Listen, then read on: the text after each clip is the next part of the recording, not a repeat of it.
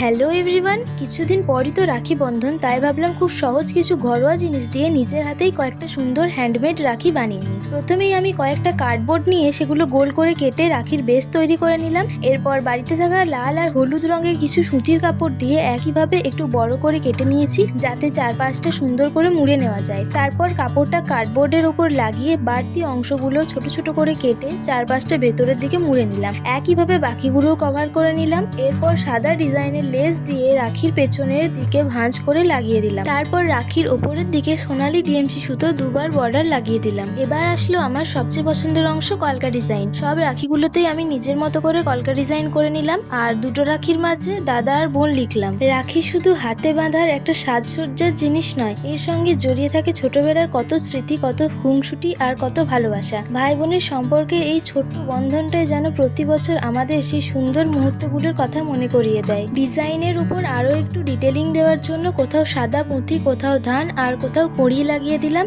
এতে রাখিগুলোর মধ্যে একটা ট্র্যাডিশনাল লুক চলে এলো। সবশেষে সাদা রিবন দুভাগ করে কেটে রাখিগুলোর পিছনে গ্লু দিয়ে লাগিয়ে দিলাম। রাখিগুলো আরেকটু মজবুত করার জন্য একটু কাপড়ের অংশ রাখিগুলোর পেছন দিকে লাগিয়ে নিলাম। তো এই হলো রাখিগুলো। তোমাদের রাখিগুলো কেমন লাগলো জানিও, আর কোন রাখিটা সবচেয়ে বেশি ভালো লাগলো সেটা জানিও।